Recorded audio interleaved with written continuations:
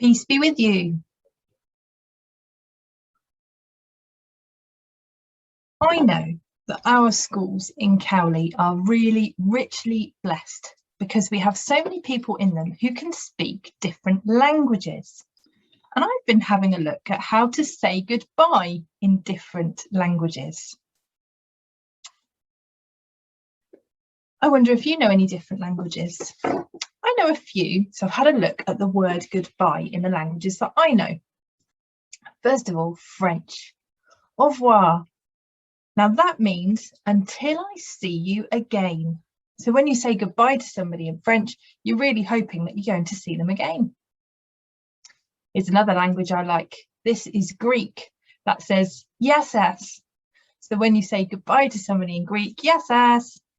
And that means good health to you.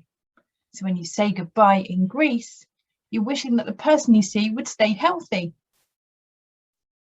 Here's another language. This is German, Auf Wiedersehen. And this means the same as French. It means until I see you again. So you're hoping you're going to see that person again that you've just said goodbye to. Now this is one of my favourites. This is Hebrew. This word says shalom. Now shalom means peace, but it means more than peace. It also means harmony, wholeness, completeness, prosperity and welfare and richness and tranquility. It's a beautiful word. That's when you say goodbye to somebody in Hebrew, shalom, you're wishing them peace, harmony, wholeness, richness. It's a lovely word. Now here's one I've learnt from my time here in Cowley. This is Hindi, and this one says namaste.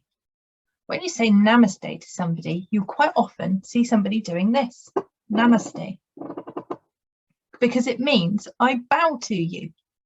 When we bow to somebody, it's a real way of showing respect. So when you say goodbye in Hindi, namaste, you're showing people respect. I respect you when I say goodbye to you. I think this one is my favourite. This is Welsh. Now, I can't speak Welsh. I'm sorry if I pronounce this a bit wrong. I'll try my best. Hwyl fawr. Now this, when you say goodbye in Welsh, hwyl fawr means big fun. Isn't that fantastic? It means more than big fun as well. It means being stirred up, being motivated, having enthusiasm. That's a brilliant word to say. So when you say goodbye to somebody in Welsh, you're hoping that they have lots of fun. And of course, our English word, goodbye. Now that actually comes from a longer phrase of God be with you. And you can sort of see how the words God be with you have been squashed down into goodbye. So when we say goodbye, the English word, it means we want God to be with you. Now, if I was in school with you, I'd ask you if you knew any other words about saying goodbye. So perhaps after you've watched this, you can get together and see about all the different languages that you know, the different ways of saying goodbye. It's really, really lovely when we say goodbye to people, to wish each other all of those things that those words mean. So when we say goodbye, to wish each other peace and fun and love and respect and good health and God being with you as we say goodbye. Now, why am I talking about saying goodbye? Now, this is my last assembly for you. Today is the day that I have to say goodbye to you all at Church Cowley St James. Next week, I'm going to be moving house and I'll become vicar in another place with a new school and new churches. So I've been here in Cowley for 3 years and I've learned a lot from you. So as well as saying goodbye to you today, I want to say thank you. I've enjoyed singing with you. I've enjoyed collective worship assemblies with you. I've enjoyed prayer spaces, visits to the church and sharing stories. So I'm going to share one last story with you today, and it's about saying goodbye. It's from the Bible. And it's from those Gospels in the New Testament, those biographies, what happened in Jesus's life in Matthew and Mark and Luke and John. And it's also in the book of Acts, that history book about what happened to Jesus's followers after he'd returned to heaven. It's called Goodbye at Last. When Jesus came back from the dead, he appeared many times in many different places. His friends were hiding in a locked room, so the men who killed Jesus couldn't find them. But all of a sudden, Jesus was in the room with them. They were frightened, they were confused, they thought he was a ghost. But Jesus said, "Don't be afraid, it's me. It really is. Look, here are the marks that the nails made in my hands, and the cut that the soldier's sword made in my side." Jesus joined them for dinner and ate a bit of food to prove he wasn't a ghost at all. A few weeks later, his friends were out fishing. They're a bit cross because they couldn't catch a thing. But then all of a sudden, they heard a voice from the shore. "Throw your nets on the other side of the boat." And when they did, they caught more fish than their boats could hold. "Wait a minute," said Peter. "This is the same thing that happened all those years ago when Jesus asked us to follow him. It must be him on the beach." And all of a sudden, Peter jumped into the sea, clothes and all, and swam back to the shore. The other friends followed as fast as they could, and when they arrived, they discovered that Jesus had been doing some fishing of his own. Jesus was cooking fish over a hot fire. They smelled delicious. "Dry yourselves off. Sit by the fire," Jesus said. "Let's have a barbecue picnic right here on the beach." A few more weeks passed, and at last the time came for Jesus to leave, to go to heaven, to be with God, his Father. So he took one last walk with his friends up a hill near the Sea of Galilee where their adventures together had begun. "I've got to go now," said Jesus. "There's something I want you to do. Tell my story to the whole world. Start in Jerusalem.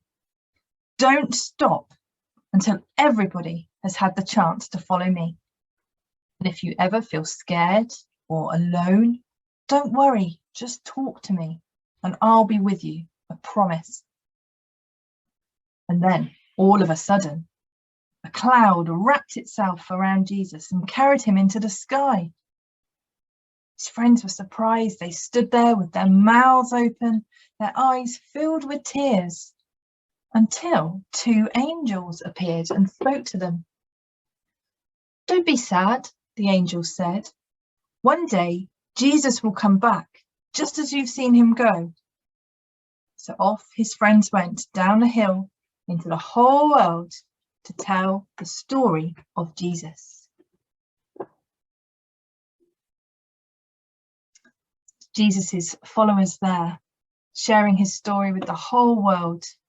Now, I'm a Christian, I'm a follower of Jesus, so I'm still sharing his story with you 2,000 years later. Now, whether you believe in Jesus, or if you have a different faith, perhaps you don't believe in God at all, maybe you're not sure what you believe, but there are lots of things we can learn from sharing stories about Jesus.